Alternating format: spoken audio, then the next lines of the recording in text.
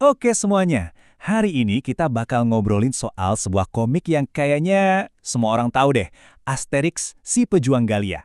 Tapi, pernah nggak sih kita mikir, apa sebenarnya yang bikin kisah satu desa kecil di zaman Romawi ini bisa awet banget dan disukai di seluruh dunia? Yuk, kita bedah bareng-bareng. Nah, semuanya itu berawal dari sini, dari kalimat pembuka yang super ikonik ini. Cuma dari beberapa kata aja, kita langsung ngeh inti ceritanya apa. Sebuah kekaisaran raksasa yang gak terkalahkan, ngelawan satu desa kecil yang menolak buat tunduk.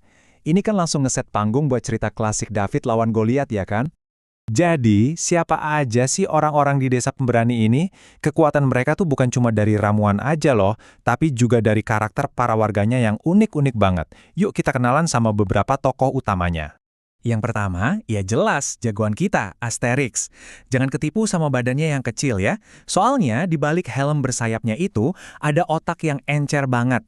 Dia itu ahli strategi yang lebih sering ngandelin akal dan kelincahannya daripada kekuatan mentah.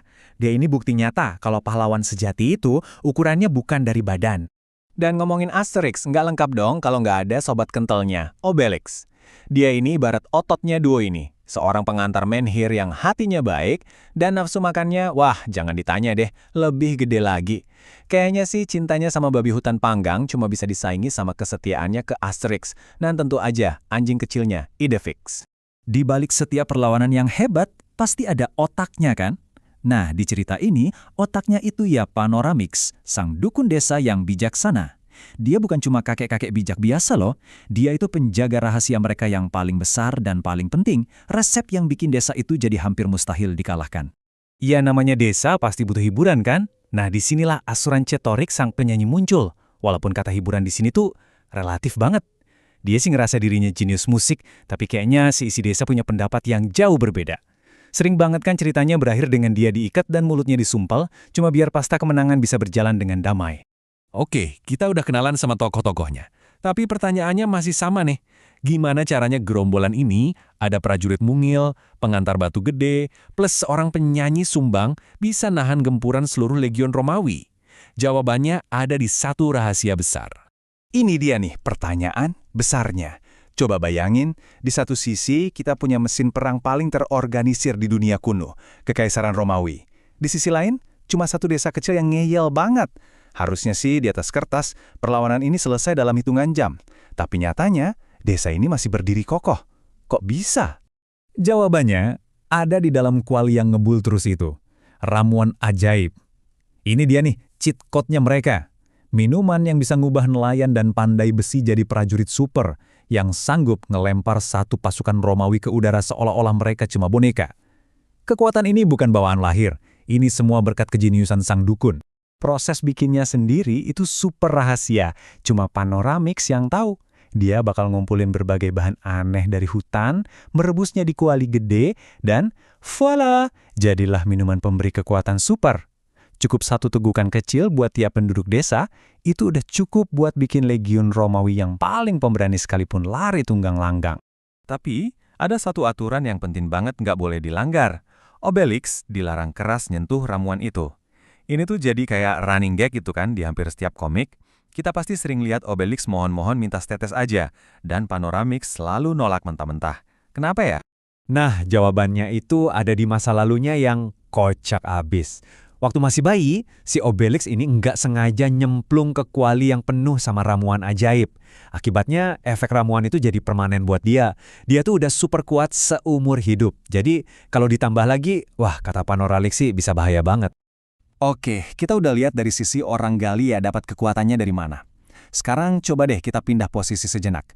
Bayangin gimana rasanya jadi tentara Romawi yang ditugasin di pos yang berbatasan langsung sama desa yang jujur aja, gila ini. Coba bayangin, kalian itu seorang centurion di salah satu benteng yang ngepung desa itu.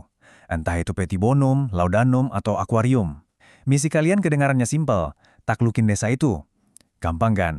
Masalahnya, setiap patroli yang kalian kirim, baliknya selalu dalam keadaan babak belur, baju zirah mereka penyok-penyok kayak kaleng kerupuk, dan mental mereka udah hancur total.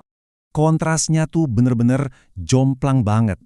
Di satu sisi, ada para perwira Romawi yang pusing tujuh keliling nyoba bikin strategi buat ngelawan kekuatan yang sama sekali nggak masuk akal ini. Di sisi lain, ya ini dia kenyataannya. Asterix sama Obelix santai banget ngehagar satu batalion penuh kayak lagi main-main aja.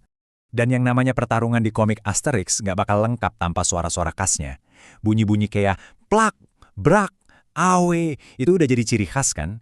Itu secara visual sekaligus audio nunjukin betapa dahsyatnya dan lucunya efek kekuatan super orang Galia ke tentara-tentara Romawi yang apes itu. Dan semua rasa frustrasi, putus asa, dan keselnya mereka itu bisa kita rangkum dalam satu teriakan yang sering banget kita dengar dari para tentara Romawi yang lagi bonyok, brengsek. Satu kata ini aja udah cukup buat ngegambarin dilema mereka yang kayaknya nggak ada ujungnya.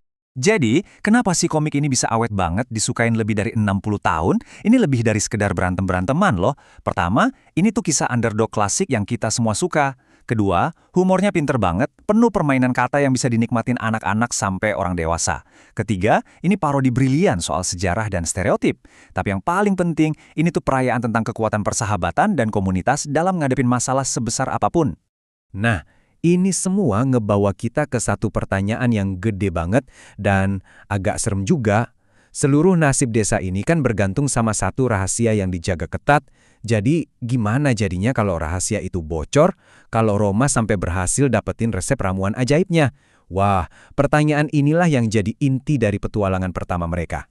Dan itulah dia, Asterix si Pejuang Galia karya René Goscinny dan Albert Uderzo. Sebuah kisah abadi tentang perlawanan, pinter-pinternya akal, dan kuatnya kebersamaan yang dibungkus sama komedi yang gak ada matinya. Makasih banyak ya udah nyimak obrolan singkat kita kali ini. Sampai ketemu lagi.